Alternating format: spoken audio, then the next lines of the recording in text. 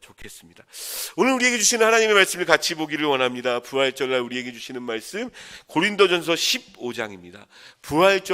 부활장으로 유명한 말씀이죠. 고린도전서 15장 3절부터 20절까지 20절까지 3절부터 20절까지만 읽도록 하겠습니다. 주보에는 22절까지 나와 있는데요. 20절까지만 3절부터 20절까지 어떤 말씀인가, 부활에 관해서 사도 바울이 무엇이라고 이야기하고 있는가 잘 생각하면서 주의 말씀을 함께 읽었으면 좋겠습니다. 고린도서 15장 3절부터 20절.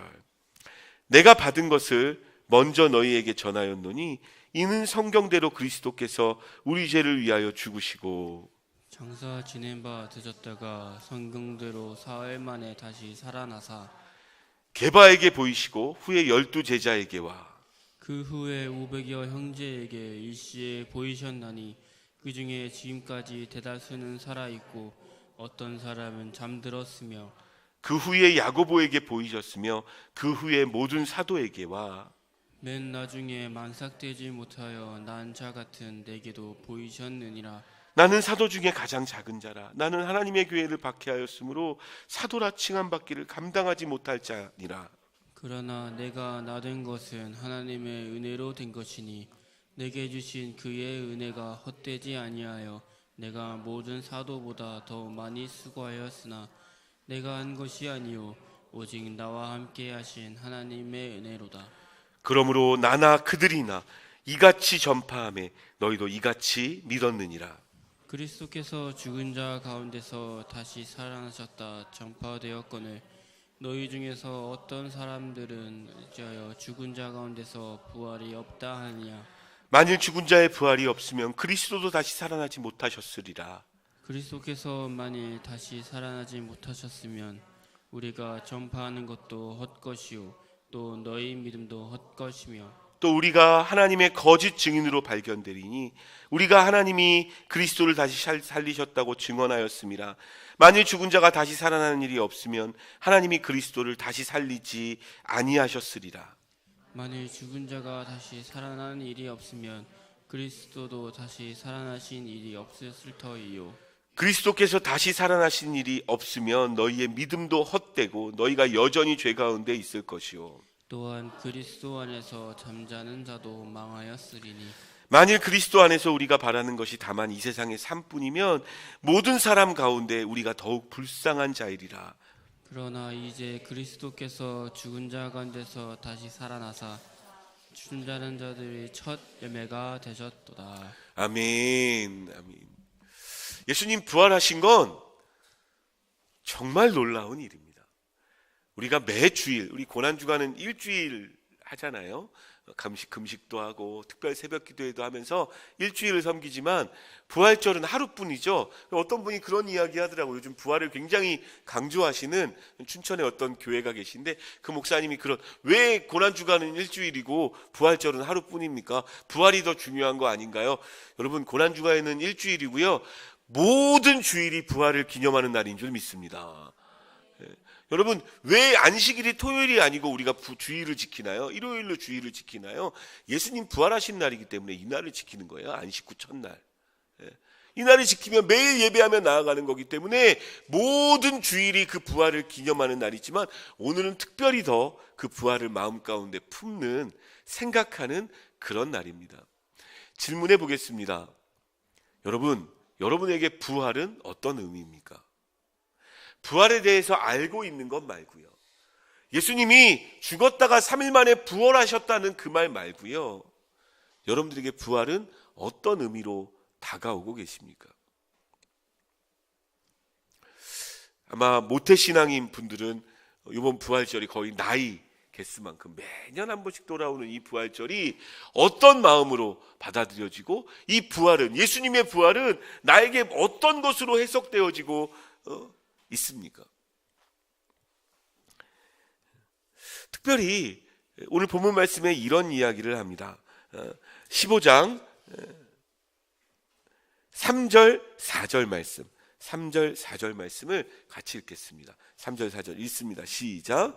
내가 받은 것을 너니 이는 성경대로 그리스도께서 우리 죄를 위하여 죽으시고 장사 지낸 바 되셨다가 성경대로 사흘 만에 다시 살아나사.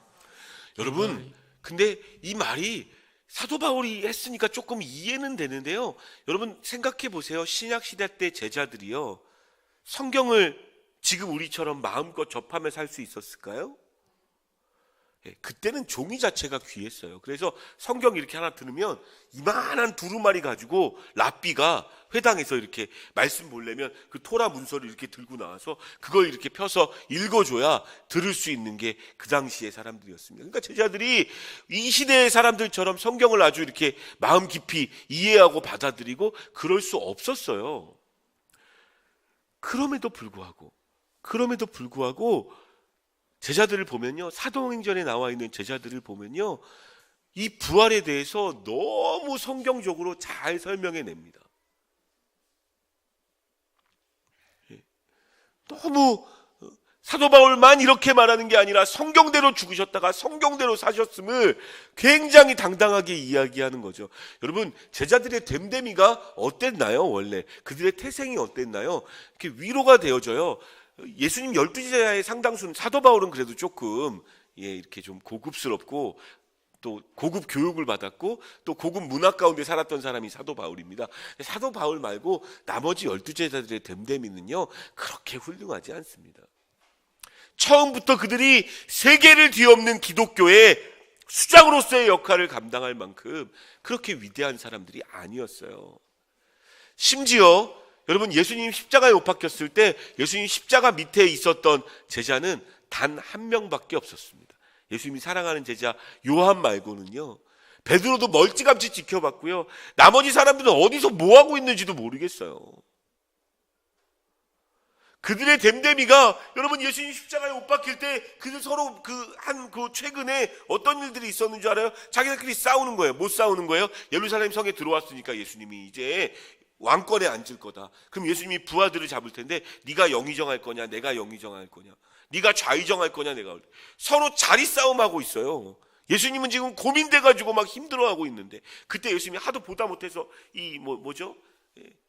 수건 여기다 걸치시고 제자들의 발 씻겨주시면서 이야기하시는 장면이 그때 나오는 거죠. 제자들의 됨됨이가 그렇게 훌륭하지 못했습니다. 겁쟁이였습니다.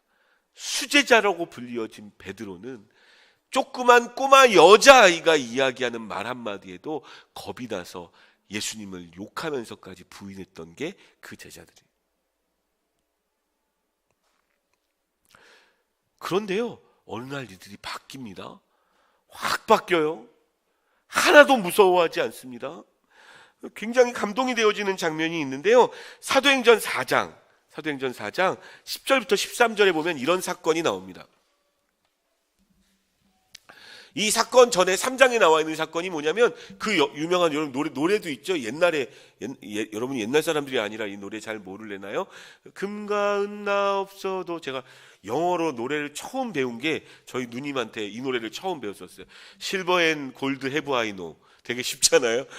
그래서 나는 금과 은 나 없어도 내게 있는 건 내게 주니 안진뱅이 손 붙잡고 곧 나사렛 이름으로 일어나 걸어라 라고 해서 그 성전 안에서 구걸하던 그 안진뱅이가 벌떡 일어난 사건 다음에 있었던 일이에요. 이 놀라운 일들을 벌였으면 사람들이 우와 하고 예수님 믿었을 거 아니에요. 마음이 강팍한 사람들에겐 복음 들어가지 않습니다. 강팍한 유대인과 서기관들이 이 두 사람을 불러다가 앉혀놓고 신문하기 시작했어요. 그 당시에 서기관들과 유대인 바리새인들의 입장이라면 그런 사람들인 겁니다. 이 시대로 따지면요, 권력 있는 사람들. 제일 적당한 사람이 검찰인 거예요. 검찰청에 이렇게 불려갔어요. 전 같으면요, 베드로 깨갱했을 거예요. 아니에요. 다시 어떻게 앉힐까요? 안진뱅이 일으켰는데 다시 앉혀놓을까요? 우리가 뭘 잘못했나요? 기타 등 다양한 이야기를 할 텐데요, 앉혀놓고 이야기합니다. 너 무슨 권세로 이 사람이 일으켜 세우고 무슨 권세로 이 일을 하느냐라고 얘기했을 때, 사도행전 4장 10절부터 13절에 보면, 10절 제가 10절 11절 읽어드릴게요. 너희와 모든 이스라엘 백성들은 알라. 너희가 십자가에 못 박고 하나님이 죽은 자 가운데서 살리신 나사렛 그리스도의 이름으로 이 사람이 건강하게 되어 너희 앞에 있느니라. 섰느니라. 이 예수는 너희 건축자들이 버린 돌로서 집 모퉁이의 머릿돌이 되었느니라. 여러분, 뭐 달라진 모습 보이지 않으세요? 원래 베드로가 이랬던 사람이 아니에요. 이런 됨됨이가 있었던 사람이 아닙니다. 겁쟁이였고요. 복음 전하는 것에 있어서는 정말 최고로 소극적인 사람이었고, 성격은 급했지만 자기 마음대로 할 수 없는 그런 사람이었는데, 이 베드로가 이렇게 바뀌어요.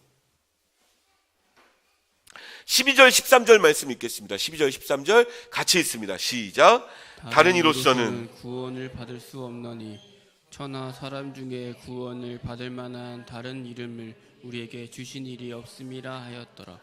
그들이 베드로와 요한이 담대하게 말함을 보고 그들을 본래 학문 없는 범인으로 알았다가 이상히 여기며 또 전에 예수와 함께 있던 줄도 알고. 아니, 이게 무슨 이렇게 변하지? 얘네들 학문 없는 범인이잖아. 이렇게 검찰이나 이 앞에 서 있는 이 사람들 앞에서 이렇게 어찌할 수 없는 사람인데, 어찌할 수 없는 사람인데 뭘 이렇게 담대하게 말할 수 있지? 뭘 믿고 이렇게 담대하지?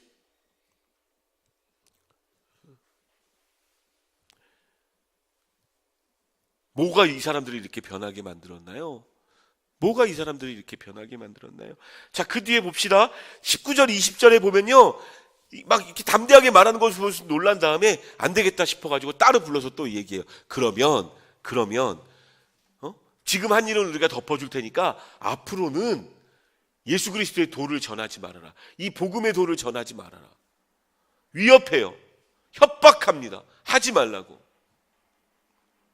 그랬을 때, 그렇게 이야기했을 때 예전 같으면 어떻게 했겠어요? 깨갱했던 게 정상인데 베드로하고 요한이 어떻게 했는 줄 알아요? 19절 20절 말씀 같이 읽겠습니다. 19절 20절 읽습니다. 시작. 베드로와 요한이 대답하여 이르되 하나님 앞에서 너희의 말을 듣는 것이 하나님의 말씀을 듣는 것보다 옳은가 판단하라.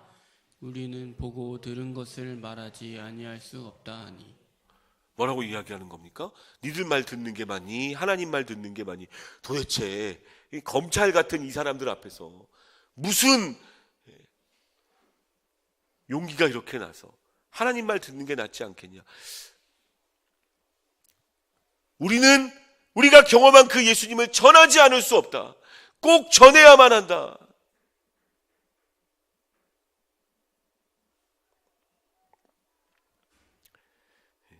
그리고 33절 그 이후에 돌아와서요. 여러분 겁이 안 난 게 아니에요. 미친 게 아니에요. 지금 갑자기 눈이 확 도는 게 아니에요. 뭐 결혼할 때 이렇게 눈에 콩깍지 씌워가지고 결혼했다 그런 얘기하는데 마치 콩깍지 씌인 것처럼 제정신이 아닌 게 아니에요. 그때 굉장히 불안했던 것 같아요. 무서웠던 것 같아요. 베드로하고 요한도. 그리고 돌아와서 교회한테 이야기해요. 이런 일이 생겼다 어떡하냐. 그래서 교회가 함께 염려하며 같이 손 붙잡고 기도해요. 주님 어찌합니까? 그러나 주의 복음 전하는 일에 가림이 되어지지 않도록 주님 인도해 주십시오. 역사해 주십시오. 그렇게 같이 기도하고 나서요. 그 다음에 밑에 33절에 이런 말씀이 나옵니다. 33절 읽을게요. 읽습니다. 시작. 사도들이 큰 권능으로 주 예수의 부활을 증언하니 무리가 큰 은혜를 받아. 뭐 한 겁니까? 하지 말라 그런 거? 또 한 거예요. 안 할 수 없는 거예요. 예수 그리스도의 부활의 증인이 돼서 오늘 여러분들이 하실 것처럼 이 부활절날 계란 하나 들고 나가는 것처럼 예수 그리스도의 부활의 증인이 돼서 그 부활을 증거하는 사람이 되어졌습니다. 여러분 변화가 보이십니까? 죄송합니다. 요즘 말로 표현하면 찌질했던 베드로하고 예수님의 제자들이요 180도 바뀝니다. 그리고 그 제자들을 수장으로 한 기독교는 머지않아 전 세계를 뒤엎게 됩니다. 로마라는 그 당시에 가장 큰 나라가 국교로 기독교를 삼고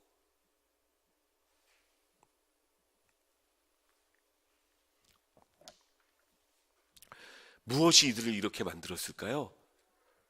여러분 그 당시에 무슨 유명한 강사가 있었던 것 아니에요. 두 가지가 있어요.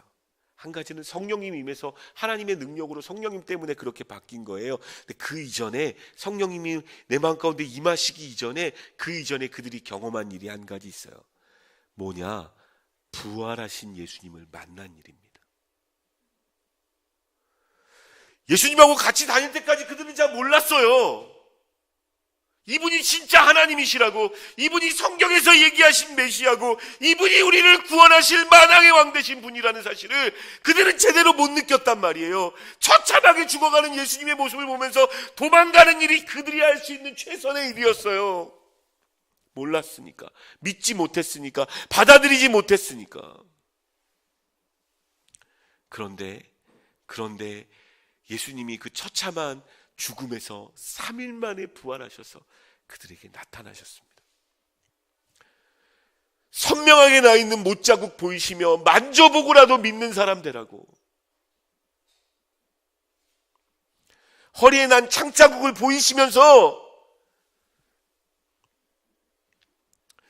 여러분, 혹시 예수 믿는 우리의 삶이 좀 이렇게 뭐랄까요? 제자들처럼 변변치 못하다고 느껴지십니까? 뭔가 믿음이 없다고 느껴지시나요? 뭔가 부족하다고 느껴지시나요?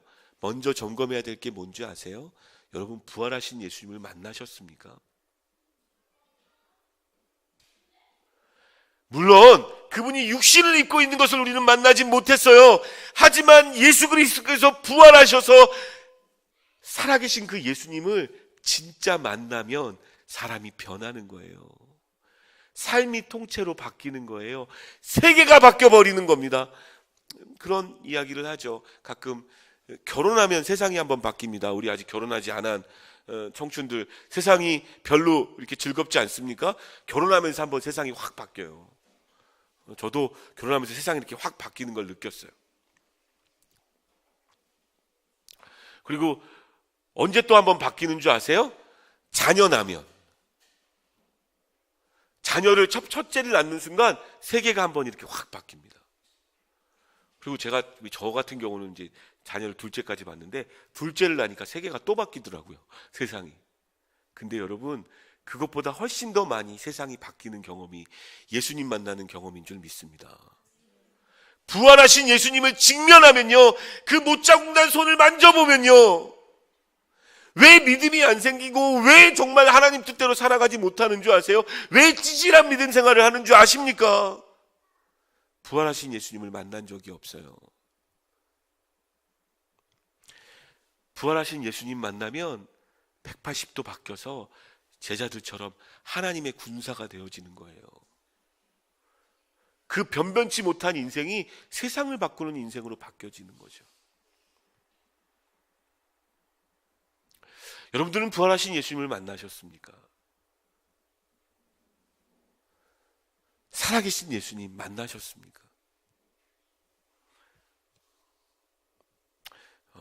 이렇게 예수님 만나라고 말할 때마다 중고등부 아이들이 좀 걱정되어져요. 왜냐하면 예수님 만나는 게, 예수님 이미 못 박혀 죽으셔서 부활하셔가지고 승천하셔서 이 세상에 없는데 그분을 어떻게 만나? 난 못 만났나 봐. 나는 눈물을 흘린 적도 없고 막 성령이 뜨거워진 적도 없어. 근데 주님은 믿음으로 바라보는 거고요, 믿음으로 만나는 겁니다. 믿고 여러분들이 손을 내밀면 예수님이 여러분에게 찾아오셔서 영접하시면 그걸로 구원이 이루어지고 삶의 변화가 이루어지는 거죠. 조금 더 나아가기를 원합니다. 여러분, 부활이 우리에게 주는 의미가 뭘까요? 어떤 의미를 우리에게 허락해 주십니까? 오늘 본문 말씀이 나와 있는 유명한 구절 중에 하나인데요, 12절 말씀, 13절 말씀 같이 읽겠습니다. 12절, 13절 읽습니다. 시작. 주께서 유명한 데서 다시 살아나셨다 전파되었거늘 너희 중에서 어떤 사람들은 어찌하여 죽은 자 가운데서 부활이 없다 하느냐. 만일 죽은 자의 부활이 없으면 그리스도도 다시 살아나지 못하셨으리라. 계속해서 반복되어지는 내용이 뭐냐면, 죽은 자의 부활, 이미 죽었던 친척이나 가족, 혹은 예수 믿는 가족들 중에서 핍박당해서 죽었던 어떤 사람들, 잠자는 사람들이라고 성경에 표현되어 있어요. 그들에 관한 논란이 있었어요. 아마도 사두개인의 영향이지 않을까 싶어요. 사두개인은 부활 자체가 없다고, 인생은 그냥 이 생으로, 이 목숨 하나로 끝나는 거지 그 이후에는 아무런 부활이 없다고 믿는 사람들이 있었어요. 그래서 그런지 교회 다니는 사람들 중에서도 인생이 이렇게 이해하시면 쉬워요. 부활이 없다고 생각하는 건, 죽은 자의 부활이 없다고 생각하는 건 이 인생이 다라고. 내가 접하고 있고 만나고 있는 이 인생이 모든 거라고. 그러니까 이 인생의 모든 것을 투자하라고. 이런 식의 메시지인 거죠. 그런 사람들이 있었어요. 그때 사도 바울이 강력히 반발하고 있는 겁니다. 만약에 죽은 자가 다시 살아나는 일이 아예 없는 거라면 예수님도 다시 부활하지 않으셨을 거다. 14절 말씀 심지어 이렇게까지 이야기합니다. 14절 읽습니다. 시작. 그리스도께서 만일 다시 살아나지 못하셨으면 우리가 전파하는 것도 헛것이요 또 너희 믿음도 헛것이며. 그러니까 왜냐하면 그들의 믿음 자체가, 그들의 복음 전함 자체가, 복음의 전파 자체가 앞에서 이야기했던 것처럼 부활하신 예수님을 만나면서부터 그 부활하신 예수님을 증거하는 걸로부터 비롯되어진 거거든요. 예수님이 부활하지 않으셨다면 모든 게 다 헛것일 것이라는 이야기인 거예요. 그리고 정말 중요한 부활의 의미, 저와 여러분들이 마음 가운데 담아야 될 부활의 의미를 오늘 본문 말씀, 같이 읽었던 말씀 중에는 마지막 말씀 20절에 이렇게 이야기합니다. 읽습니다. 시작. 그러나 이제 그리스도께서 죽은 자 가운데서 다시 살아나사 잠자는 자들의 첫 열매가 되셨도다. 무슨 얘기입니까? 예수님께서 부활하신 게 우리에게 어떤 의미인 거라고요? 잠자는 자들의 첫 번째 열매. 그 얘기는 뭡니까? 두 번째 열매, 세 번째 열매 맺힐 수 있다는 얘기예요. 예수님의 부활을 여러분들이 가져야 될 의미는 여러분들도 부활할 겁니다. 아멘. 이 부활은요, 나사로가 부활한 그런 부활과는 약간 다른 거예요.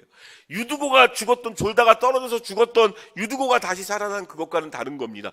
왜냐하면 예수님의 부활과 그것이 다를 수밖에 없는 건 뭐냐면 나사로도 다시 죽었고요. 그죠? 유두고도 다시 죽었어요. 근데 예수님은 부활하셨다가 다시 죽지 않으셨습니다. 아멘. 죽음을 이기셨고 영원히 살아계실 거예요. 영원히. 저와 여러분들에게도 이 부활이 있다는 얘기예요. 나사로나 유두고처럼 죽었다가도 그냥, 물론 하나님께서 원하시면 저는 그거 가능할 것 같아요. 뭐 죽었다가도 살아난 사람들 지금 이 세상에도 꽤 많이 있어요. 근데 여기서 이야기하는 죽었다가 부활한다는 이야기는 이 생으로 끝이 아니라는 이야기예요. 에? 여러분들의 이 삶으로 물론 절대 되돌릴 수 없는 너무나 귀한 삶입니다. 그런데 이 인생으로 끝이 아니라는 거죠. 여러분 최근에 장례식장 다녀와 본 적 있으십니까? 가까운 사람의 장례식장이나? 어떤 분이 장례식장에서 기도했던 그 기도의 내용이 제 귀에 계속 남는데요. 이런 이야기를 해요. 영정사진 앞에서 효자 없다고. 그게 무슨 얘기인지 이해가 되세요? 어머님, 아버님이 돌아가셨거나 먼저 가신 분 앞에서 난 효자였다고 말할 수 있는 사람 한 사람도 없다는 거예요. 다 불효자가 되어지는 거예요. 죄송하고 미안하고. 이렇게 사망은요, 인간에게 주어진 가장 큰 문제입니다. 죽음은 끝이라는 얘기예요. 죽음 앞에서 교만할 수 있는 사람 없어요. 어떠한 인간도 죽음 앞에서는 겸손해집니다. 심지어 나랑 전혀 모르는 사람의 죽음이라고 할지라도 그 죽음을 듣게 되면, 이 지역에서 어떤 분이 그렇게 됐다는 얘기를 잠깐 들었는데 그래도 이렇게 좀 숙연해지는 게 있는 것 같아요. 죽음이란 건요, 인간이 도저히 뛰어넘을 수 없는, 인간에게 주어진 가장 큰 어려움과 가장 큰 그 문제거든요. 그리고 여러분 정말 죽으려면 뭔 일을 못 하겠어요. 뭔 일을 못 하겠어요. 제일 큰 어려움인 거거든요, 죽음이. 뭐 지금 우리가 막 이래저래 막 생각하지만 이런 어려움 저런 어려움 있고 이것 때문에 힘들고 저것 때문에 힘들고 하지만, 여러분 아무려면 병원에 시한부 판정을 받은 그분들보다 더 힘들까요? 이제 끝이라는데.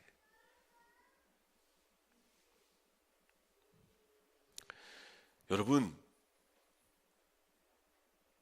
이 생으로 모든 것이 끝난다고 생각하는 사람과 이 인생이 끝이 아니라는 것을 알고 있는 사람은 판이하게 다른 삶을 살게 되어집니다.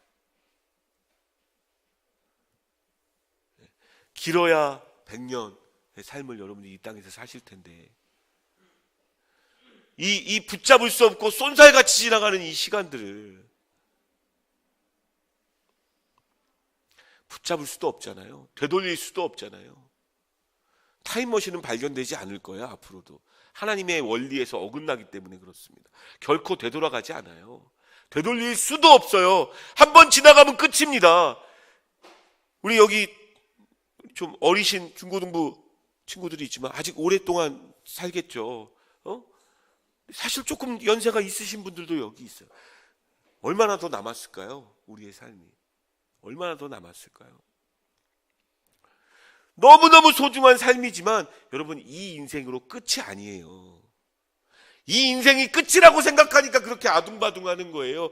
이 인생으로 끝이라고 생각하니까 자녀들에게 막 욕심내고 막 유산 물려주려고 하고 막.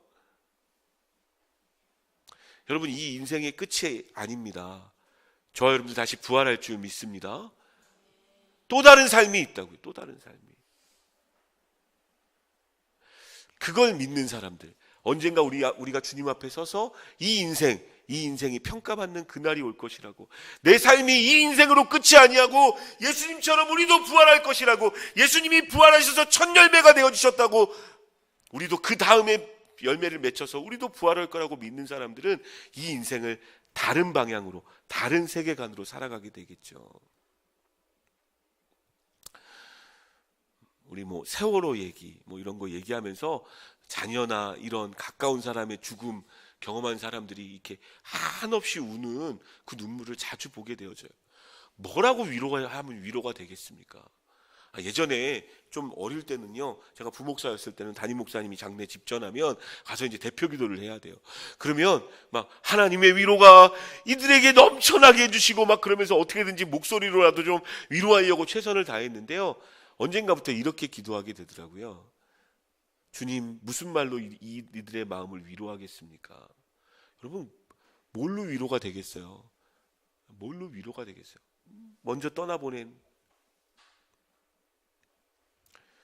죽음 앞에서 인간은 무력해요. 아무것도 할 수 없어요. 그나마 좀 예상이라도 하고 있으면 좀 괜찮은데, 예상도 못하게 어느 날 갑자기 다가온 죽음 앞에서는 아무것도 못하는, 그러나 이 생으로 끝이 아닙니다. 제일 난감한 게요, 장례식장에 갔는데 예수님 안 믿고 돌아가셨어.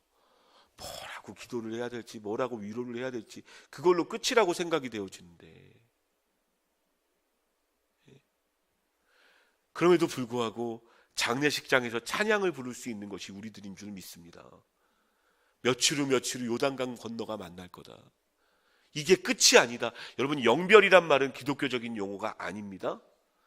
영별 아니에요. 영결식도 안 맞는 거예요. 영원한 이별이 아니라고요. 다시 만나게 될 거라고요. 머지않아 만나게 될 거라고요. 죽음이 두렵지 않은 거예요. 여러분, 초대교회 성도들이 어떻게 사자밥이 되면서, 어떻게 그 깜깜한 카타콤에서 인생을 다 내던지고 예수 믿는 걸 선택할 수 있겠어요?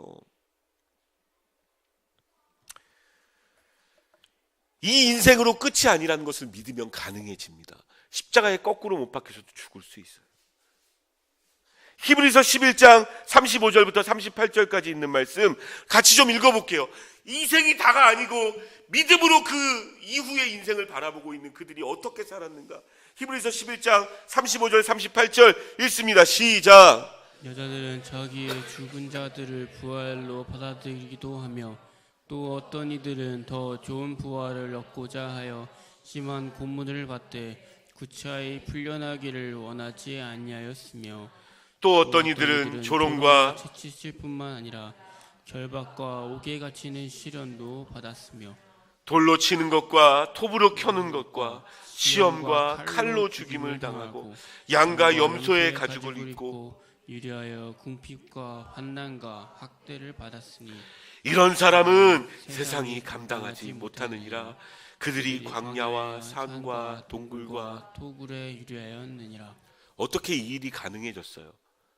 인생이 다라고 생각하는 사람들이 어떻게 이렇게 살다가 자기 목숨을 초기와 같이 버릴 수 있어요? 불가능한 일이잖아요. 35절 말씀 정말 마음에 와닿지 않아요? 더 좋은 부활을 얻고자. 할렐루야. 더 좋은 부활을 얻고자. 심한 고문을 받되 구차히 풀려나기를. 원하지 아니하였고. 오늘 아침 월삭 기도회 새벽 예배 또 이렇게 하면서 그런 생각 들었습니다. 여러분, 어떤 분이 쓰신 글이에요. 여러분, 일제시대 때, 뭐 정확한 통계는 아니지만 일제시대 때 감옥이나 또 일제시대 그 일본 사람들에 의해서 죽어나간 사람들, 처형당한 사람들의 3분의 2가 그리스도인이라는 거 사실을 알고 계십니까? 어떤 분이 그 이야기를 하는데 3분의 2가 그렇게 됐다고. 여러분, 일제시대 때 이 나라의 독립을 지켜낸 사람들 다 그리스도인들이에요. 죽음이 두렵지 않은 거죠. 이 생으로 끝이 아니니까. 이겨내고 견뎌내는 거죠. 바라기는 저와 여러분들이 이 생에 집착해서, 여러분 이 생에 집착하면요, 작은 일에도 우울해져요. 이게 뭐지? 이게 뭐지? 이게 뭐지? 조금 좋으면 와 했다가 조금 안 좋으면 왜 했다가.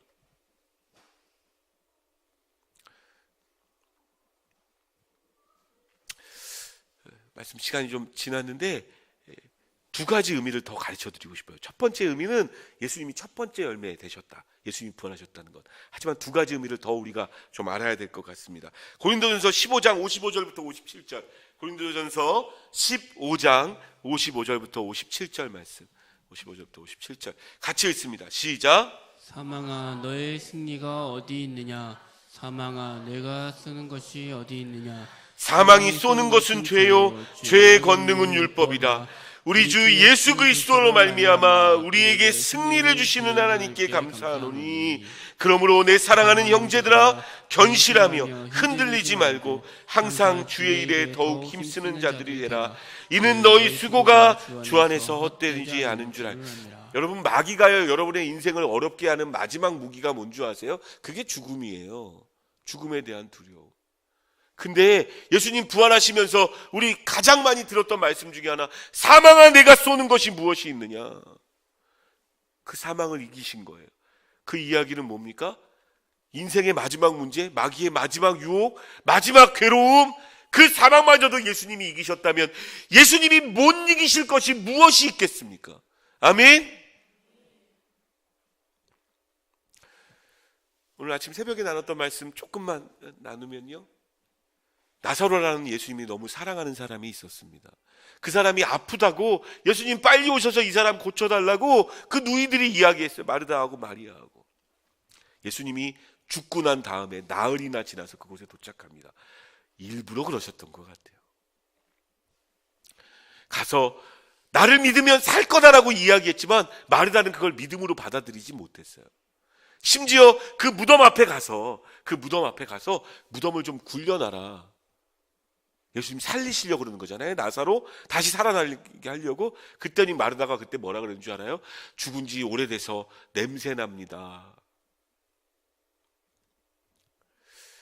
그때 예수님께서 괜찮아, 하나님의 영광을 볼 거야, 돌 굴려놔. 그리고 그 죽음의 냄새로 가득한 그 어둠 속을 향해서 예수님 외칩니다. 나사로야, 큰 소리라고 돼. 나사로야 나오너라. 그를 묶었던 사망의 그들이 떠나고, 나사로가, 이게 옛날 그 이스라엘 사람들은 미라처럼 묶어놨었거든요. 시신을 이 붕대 묶여가지고 이렇게 나옵니다. 예수님이 이렇게 말씀하시죠. 풀어놓아 다니게 하라. 그에게 다시 생명이 돌아왔다는 얘기예요. 이 얘기를 왜 갑자기 이야기하냐면, 여러분 정말 부활을 믿으십니까? 예수님이 죽음을 이기셨다는 것을 믿으시나요? 죽음이란 게 뭡니까? 소망 없는 단계예요. 소망이 더 이상 없는, 이제 끝이라고 생각되어지는. 그러나 예수님이 일부러 사람들에게 보이고 싶으셨던 거예요. 썩어서 냄새 풀풀 나는, 더 이상 움직이지 않기 때문에 썩고 있는 그곳을 향해서 살아나라고 말씀하시면 살아날 줄 믿습니다. 아멘. 움직이지 못하는 그들 풀어놓아 다니게 하라고. 풀어놓아 다니게 하라고. 여러분, 뭐에 묶여서 사시나요? 이제 끝이라고 생각한 그 답답한 일이 무엇이 있나요? 예수님 해결자 되어줄 수 있는 줄 믿습니다. 부활의 예수님을 믿는다는 건 그것까지 믿는 거예요. 사망을 이기신 예수님 내 안에 오셔서 그 부활의 능력으로 내 인생에 죽어가는 모든 것 살려내 주십시오. 할렐루야. 그것이 우리가 가져야 될 두 번째 믿음. 막 선포하세요. 막 선포하세요. 살아날지어다, 살아날지어다. 한 가지만 더 부활의 의미를 여러분들과 좀 같이 나누고 싶습니다. 저는 제일 중요한 부활의 의미라고 생각합니다. 한 절 볼게요. 누가복음 24장 5절 말씀. 누가복음 24장 5절 같이 읽습니다. 시작. 여자들이 두려워 얼굴을 땅에 대니 두 사람이 이르되 어찌하여 살아있는 자를 죽은 자 가운데서 찾느냐. 찾으셨습니까? 부활의 의미를. 예수님이 부활한 사실을 까마득하게 모르고 향유 들고 예수님 시체에 향유라도 발라야겠다 싶어서 찾아간 그들에게 천사가 한 말입니다. 뭐라고 얘기하고 있습니까? 어찌하여 살아있는 자를 죽은 자 가운데서 찾느냐. 저는 예수님의 부활의 진짜 의미를 모르는 사람들에게 지금도 천사가 하나님의 말씀이 이렇게 말하고 있는 것 같아요. 예수님 부활하셨는데 어찌하여 살아있는 자를 죽은 자 가운데서 찾고 있느냐. 예수님 부활하셨고 죽음을 이기셨고 다시 죽지 않으셨다는 얘기는 무슨 얘기일까요? 지금 살아계시다는 말씀인 줄 믿습니다. 2000년 전에 그곳에 계신 건 아니고요, 살아계셔서 저와 여러분들의 예배를 말씀 듣고 있는 저와 여러분들 앞에서 그 부활하신 예수님께서 지금 서 계신 거예요. 왜 그분을 안 만나세요? 왜 그분을 안 바라보세요? 어찌하여 살아있는 자를 죽은 자 가운데서 찾느냐. 여러분, 그 살아있는 예수님을 향하여 시선을 돌리지 않고 엉뚱한 것을 향하여 시선을 돌리고 있지는 않으시냐는 말이에요. 부활의 예수님 만나야죠. 예수님 정말 살아계신다고 믿으시나요? 지금 여러분 곁에 계신 거 믿으십니까? 근데 왜 안 바라보세요? 믿으신다면. 부활의 가장 중요한 의미는 지금 살아계신다는 겁니다. 우리 곁에 계신다는 거예요. 이 예수님 만나고 이 예수님과 함께 해야 예수 믿는 사람의 삶이 의미 있는 거예요. 산자를 죽은 자 가운데서 찾으면 안 됩니다. 2000년 전 그때 어느 날 영화 속에서나 찾으시면 안 된다고요. 살아계셔요. 임마누엘의 하나님으로 여러분들과 함께하고 계세요. 마음문만 열고 믿음의 눈만 들면 그곳에 계신 하나님 만날 수 있어요. 참, 이걸 못해요. 이 단순한 방향 전환을 못해요. 여러분, 이게 바라봐지고 이게 믿어지는 분들은 정말 은혜입니다. 이게 안 믿어지는 사람이 얼마나 많은 줄 아세요? 지금 살아계시다는 말에 뭉클하면서 아멘 이렇게 되어지지 않는 사람이 얼마나 많은 줄 아세요? 정말 살아계신가? 라고 물음표를 꽂지. 예수님 부활하셔서 모든 능력의 해결자 되시고 부활의 천jal배 되시는 그 부활하신 예수님이 우리의 왕 되신 우리 주님이신 줄 믿습니다. 아멘하고 받아들이시고 그분의 손 만지시며 그 부활의 능력으로 살아내셨으면 좋겠습니다. 승리하셨으면 좋겠습니다. 근근히가 아니라 선포하며 외치며 살아내시는 저와 여러분 되시기를 주님의 이름으로 축원합니다. 기도할게요.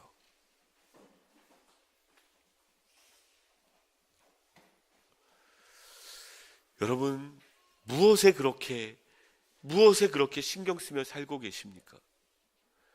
썩어 없어질, 언젠가 100년만 지나도 다 없어질 그것들에 너무 여러분들의 마음을 쏟고 계시지는 않나요?